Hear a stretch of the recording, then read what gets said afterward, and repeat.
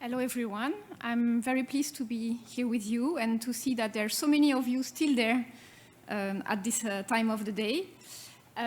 So my name is Emmanuelle Chauvin. I'm in the European Commission, in the Directorate General for Research and Innovation, in the International Cooperation Unit, and I'm the desk officer responsible for the cooperation with the Republic of Korea and also Japan. So with you, in this session, we will cover different things like very practical information about the work program. I will guide you through the funding and tenders portal. We will also go quickly through the rules for participation in Horizon Europe. I will guide you through the submission process and also the evaluation process. So we have quite a few things to explain. So first, we will discuss a little bit the work program. So you've received already quite a lot of information this morning, notably that there are 3 pillars. So the main Horizon Europe implements quite a large amount of activities, from MSc action to Pillar 2, the Pillar 3 with the innovation part and the widening part. So all the work program is available on the EU Research and Innovation website, and you can see also the latest information. So this is what it looks like on the website. And you have different parts are separated documents. So you can see each one of them and which pillar in particular is of interest for you. From the general introduction to the annexes. Here you can have a little view of what is part of the annexes. So you have all the eligibility criteria to participate, to receive funding, the rules to compose a consortium, and the kind of activities that are eligible. I won't go into details. I just want to point out that these are general rules, but it's an indicative because you always need to check the specific rules of the call you are interested in, because there are sometimes exceptions, so you should always refer to the call you are interested in. And now I will guide you through the EU funding and tenders portal. It's really like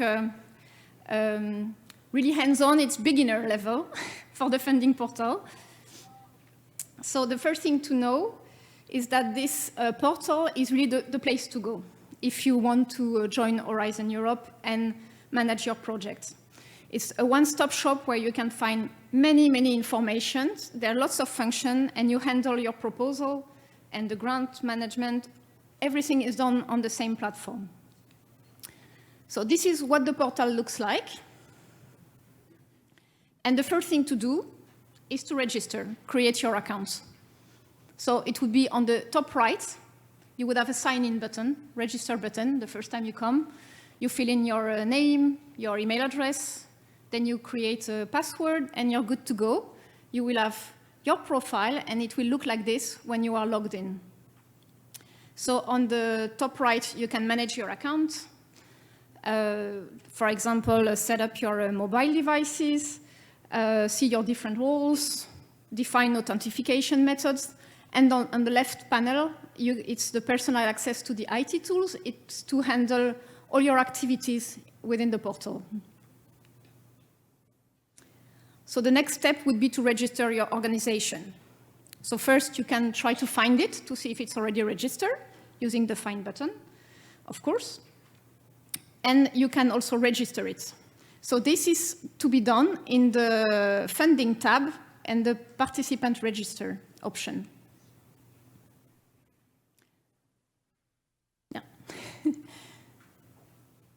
And so to register your organization, it's a process where you will have to provide quite a few information, in the identification details of your organization. For example, there's the VAT numbers. That's also allows a quick check to see if your organization is already registered, to avoid duplicates, because sometimes if it's not written exactly the same way, we could have duplicates. So with the VAT number, we are sure that we don't have duplicates.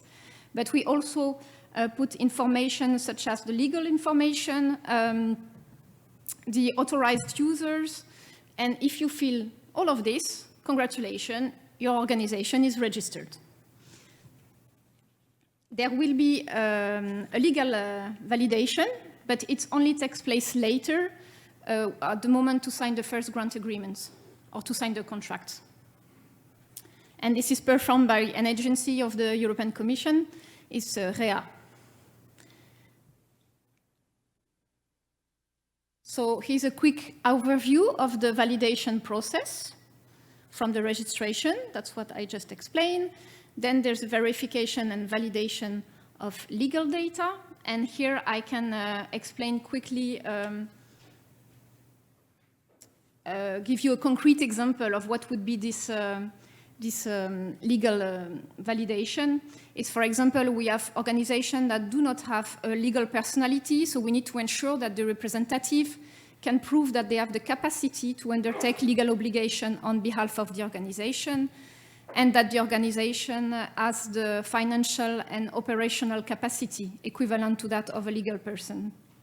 And we will then appoint what we call a LEAR, so it's the legal entity appointed representative, which will be nominated by an organization to manage the right and obligation related to the use of the portal. So it will be the main administrative and legal contact, also in case of issues.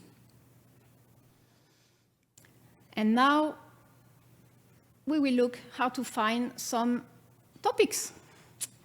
Looking for calls. So it's still under the funding tab, and this time in the calls of proposals, call for proposals. And you will arrive on a page where you see all the calls, past and present. So using the filters, you can narrow down your search results. So you can filter by the programming period, because in the Commission, the programs are established on a multi-annual financial framework basis that run for several years. So the current one is from 21 to 2027. And you can also filter by programs. So for now, it would be Horizon Europe, but if in the future Korea associate to other EU programs, you could find the other ones as well. And you can also filter them by a call or the submission status. So you can decide to check only the open ones or the forthcoming ones. You have hints of what's coming up. So imagine that you find an interesting call. You can click on it, and you will see more information about it, like description, the start, the destination, the documents. And there are two features that are quite important. Is the Start Submission button that we hope you will press. And there's another one that is quite interesting, is the Partner Search Announcement. So using this function,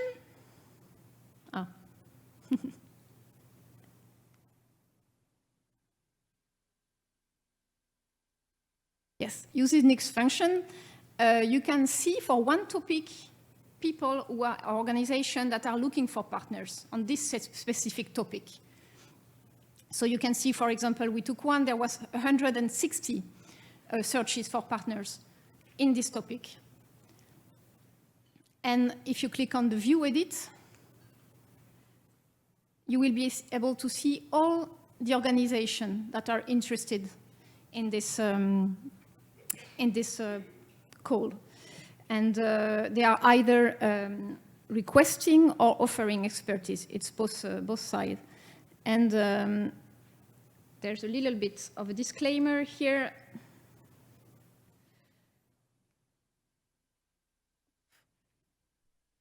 That says that, that, how does it go back? Yeah. It can be creating a partner search is only for the legal entity, the LEAR, or if there's not a LEAR appointed yet, it's the person self-registrant can do it as well. If you can also, because you can search for partner, but you can also indicate your own interest in finding partners. And there's also another way to find partners. So here we are still under the funding tab, and it's the button Partner Search. So here you will see all the potential partners, and you can narrow the research using filters. For example, choosing the program, the topic, and also the country. So if you're looking for a partner in a specific country, you can find it. And it's also a good way for European entity, for example, to find you. Because there are lots of interest in cooperating with the Korean entities from the EU. Because Korea is performing very well in the program, has a very high eligibility rate and a quite high success rate, well above the EU average. So from the EU perspective, Korean entities are very interesting partners. So they will be able to find you using the filter, the country filter. So if you find an interesting profile, you can have a look at it. So this is the profile of a person. So there's lots of information displayed here, but when you create your own profile, you choose what you want to display. So you could display less than that if it's too much. And you have a button to contact the person. And this would look like it's an organization profile here. So you have also many information about the organization, and you can even see the project they are currently a part of, and you can even contact at the level of project. And if you decide to click on the contact button, this is what it would look like. Basically, you write an email, and you agree to the terms of condition. It means that we want to avoid spamming the register participants, so that's why you have a little disclaimer here. And when you receive messages or reply to your messages, you would have little notification on the top right, and you click on that and you arrive in sort of a mailbox to find all your exchanges with potential partners. And so now we are looking at another part of the portal which will be very useful. There's a tab with guidance and documents. And here you will find a lot of very useful information. And using the button like help and support, that one that is in yellow, you will land on a page where you can find, for example, the national contact points, on which I think Tomasz will say a few words later on. And yeah, here, where am I? Yes, national contact points. And here you can choose also filter to find your country and find all the national contact points. You can see their area of expertise, so you can contact the relevant person. So still in the same tab. No, yeah, still in, no, I went too far, I think.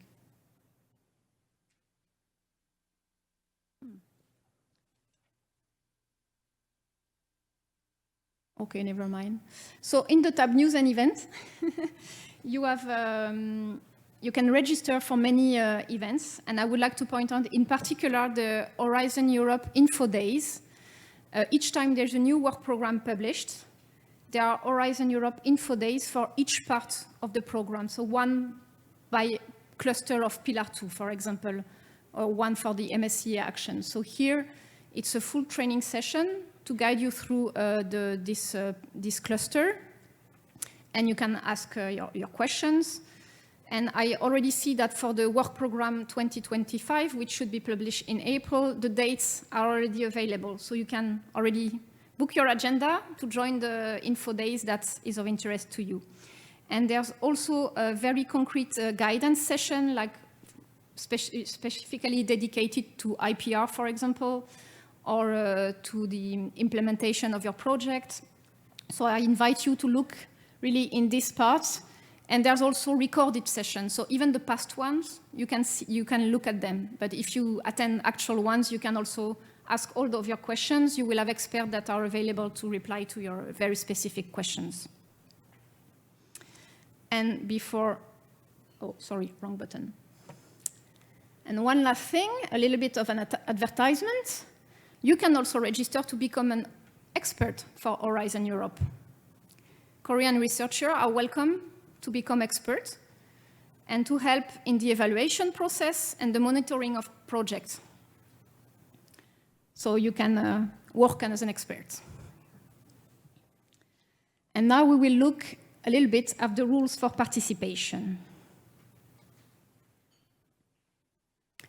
So first, there's the admissibility rule to be respected in order for the proposal to be receivable for an eligibility check. So obviously, it needs to be submitted within the deadline. It needs to be complete, readable, printable, accessible, have the right part available, and they need to respect the limit of page. If your proposal is admissible, then there's also the eligibility check.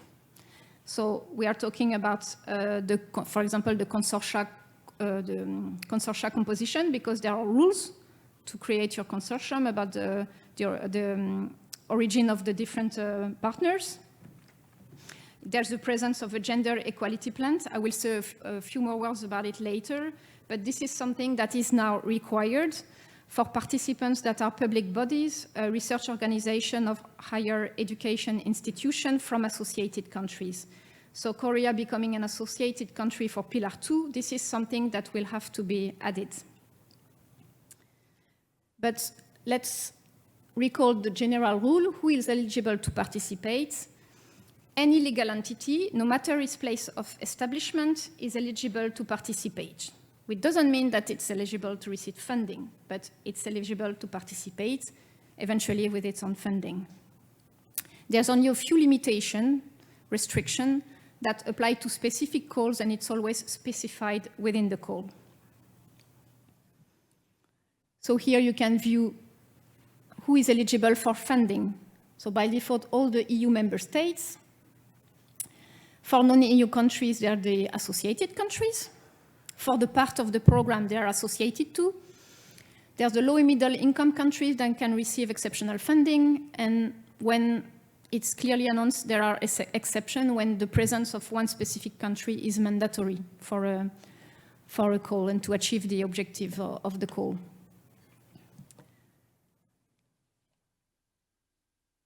And here you have a few information about the activities that are eligible for funding, and also important, the ones that are not eligible for funding. So if your project aims at human cloning for reproductive purposes, this will be not eligible for funding. So you can see like concrete examples. You will see also that there are different types of actions within the Horizon Europe program. I won't go into details with all of them because there's too many. I will just mention the first two ones, the research and innovation actions and the innovation actions, because this is the one that you will see the most in the calls. So the research innovation actions are activities to establish new knowledge or to explore the feasibility of new or improved technology, product, process, service, or solution. So here we are talking, it can be seen at a lower level of technological readiness level. And the innovation actions are activities that are much more closer to the market. They are closer to rollout. And I can also mention the bottom left one, which are the program co-funding actions. They are intended to support the EU partnerships. They are program or activities established or implemented by legal entities managing or funding R&I programs other than the EU funding bodies. And for the other one, I let you look at the short description. It's also in the booklet you received. And linked with all these type of actions, you have actually specific maximum funding rates that we will fund via Horizon Europe grants. For example, for the research and innovation actions, it's up to 100%. But of course, all of this is available in the guidance documents on the portal, as I showed you before. And now we will have a quick look at the preparation and submission of your proposal. So if you remember on the portal, on the left-hand side, you had all the activities you could see to manage your proposal. And you can see its status. So it's, yeah, you can see if it's draft, if it's submitted, if it's refused. You can see it. And you can also already see a mention of the templates to use to submit your proposal. I will talk about it a little bit later because I know there's always lots of questions, but don't worry. It's not that complicated to find the right template. So this is how the interface looks like to submit your proposal. Once you're logged in and you have selected the calls, you may start creating your proposal, filling out all this different information. You can then indicate the participants, starting with the coordinator, of course, and adding the different partners and associated partners. Depending on the type of partners you choose, they will have different roles, but don't be scared. If you made a mistake, roles can be changed. So it's not a big issue because the person who initiates the proposal will be the primary coordinator contact, but if needed, this can be changed if there is the need to. And then we are going to the substance, to the proposal forms. So to prepare your proposal, it's based on a template that is directly available on the page of the call when you select the right call and you're in the submission, the proposal preparation. You have the right templates available, so you cannot pick the wrong one.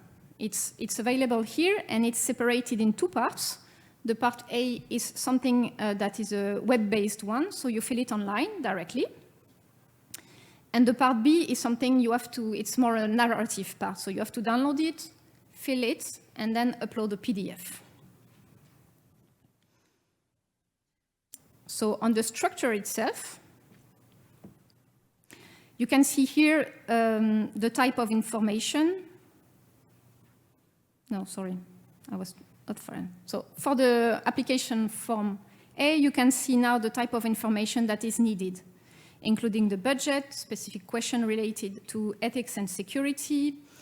I would insist on paying attention to the keywords that are asked, because it's based, it really needs to correspond to your proposal, because it's on this basis that will be selected the evaluators who will evaluate your proposal. So it's very important to pick the right ones. And in the part B, so here you can download the template from the submission tool, and you can filling it out following the specific instructions that are included. It gives very, very much information inside to guide you through, to help you filling it out. So there's one thing that you need to keep in mind is to respect the page limit, because if you go over it, the part that is exceed the page limit will not be visible for the evaluator. So they would miss pass of your proposal. So you really need to stick to the page limit.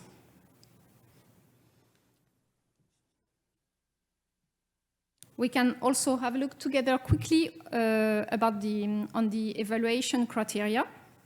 So I'm using the research innovation actions and the innovation actions example. So the criteria will always be indicating in your submission form. You will see them. So the evaluation is based on excellence, the excellence of the proposal, the impact of the proposal, and the quality and efficiency of the implementation. There might be exceptions, depending on the specific part of Horizon Europe you're applying to. Like, for example, for the European Research Council grants, we only look at the excellence. That is really the criteria. And here you can see key principles that should guide you throughout your proposal writing. They link nicely with the three criteria that we just saw. The first three are related to the excellence, the two next one to the impact, and the last one to the third criterion. So it's a quick summary of what you need to take into account to consider when you write your proposal.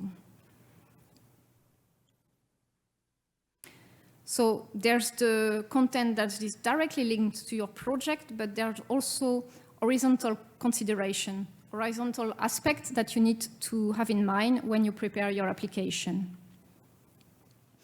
Here too, there can be exceptions, but it's always very clear in the call what you need, what information you need to provide. And I will say a few words about some of them, actually all of them. So for the open science approach, we mean an approach based on open cooperative work and systematic sharing of knowledge and tools as early and widely as possible in the process. And it needs to include active engagement of the society. I will let you read the rest. It's all in the booklet, so I won't go too much into detail. For the gender dimension, so it's not about having gender balance in your research team. It's about taking into account the gender dimension in your research and innovation work. So here you can see really concrete examples. If, like, for example, in infection level and mortality rates, there would be a difference between women and men. So it's very concretely taking into account this gender dimension in your research. So for the second criteria, the impact of your proposal, in the template, we propose you to use this structure to guide you on where you need to put which kind of information. So we need to understand how your project results will contribute to the expected outcome of the call. Here we talk more in medium terms. So it's during the lifetime of the project and right after. And also we need to understand how it will contribute to the expected impact. And here it's more long-term about what will be the impact on the society, for example, on the economy and the environment. And if you see in the central part, the dissemination and exploitation is something that is also key, because we want you to think about what measure you can put in place to achieve efficient dissemination and exploitation of results. So you need to include a plan, a dissemination, exploitation, and communication plan, which will be also part of the evaluation, because all measures should be proportionate to the scale of the project. They should contain concrete action to be implemented both during and also after the end of the project. Here you can see all the elements that needs to be present in the plan. So there's another horizontal aspect to be taken into account is the principle, the do not significant harm principle, which is in line with the Green Deal objectives.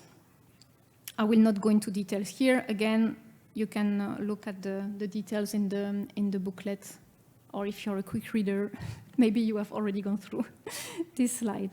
So the last point would be on artificial intelligence related aspects. And here there's two aspects. On one hand side, it's AI as a tool in your research project, or AI that you would develop as part of your project. Here the proposal has to demonstrate the technical robustness of the proposed AI-based system. And you can see here what we mean by that. And there's also a second part related to the use of AI. And here it's about using generative AI in the preparation of your proposal. So it's a recent addition, but we didn't want to add an additional rule, yet another one. So we use it more as a disclaimer, because you need to really be conscious that the applicant are fully responsible for the content of their proposal. So if you're using AI to prepare the content of your proposal, please be careful. And now, let's say you have submitted your proposal. We will look into the evaluation process quickly. So that is the timeline that is used as part of the evaluation. You can see that after the closing date of a call, we have 5 months to proceed with the evaluation. And after that, there's another 3 months to finalize the grant agreement. So we have 5 months to inform and then 8 months to grant from the call deadline. And here are the guiding principles that are in mind during the evaluation. So they are for the evaluator to have in mind when evaluating your proposal, but also good to know for you, to know on which basis your proposal is evaluated. So there's confidentiality, for example. Experts are bound with an obligation of confidentiality. There's data protection. It needs to be, you will be treated with fairness and impartiality. And link with that, it's the other way. So this is the overview of the evaluation process. So first, there's an individual evaluation. So each proposal is evaluated by a minimum of 3 experts. It's often more, but it's a minimum. And then those experts will discuss to reach a consensus on, for the comments and the score of each proposal. Then this score and comments will be reviewed by a panel. And this panel will agree on a ranking of the proposals. And then the commission and agency review will review the results of the expert evaluation and put together the final ranking list. So the ranking is in 4 categories. So you would have the proposals that are retained for funding, the ones that are on the reserve list. So there's also the ones that are rejected because of the availability of funding. Unfortunately, they were good, but they rank a bit further and there's not enough funding. And the ones that are rejected because of the quality of the proposal. And I was mentioning just before the fairness and transparent treatment. So we have observers throughout the evaluation process in Horizon Europe to ensure that it goes by the rules. And finally, the last step, there is feedback provided to the applicants. So it's after 5 months, after the call deadline. You will receive an evaluation result letter and an evaluation summary report. So you can see here the 4 categories I mentioned earlier. And you will have, if you failed, for example, you will see on which criterion you failed. So it can help you for future application, this feedback. And for the 2-stage calls, because there are calls that are evaluated within 2 stages, so it means that we first look, for example, at the first criterion, and the one that are selected based on the first criterion, then it will be looked at the second one. So for this part, you would know first if you're selected for the first criterion, and you would not receive feedback immediately. You would just know, okay, I passed the first one, the first evaluation stage, and I'm selected for the second one, and you would receive the full report at the end. And that's it. That was a lot of information. So thank you. Maybe there was too much at once. So really, I invite you to look at the funding portal, at the training events. It's like 3-hour session each time. So you really have time to go through those information in much more time and details. And you have really the opportunity to ask your questions. Thank you very much.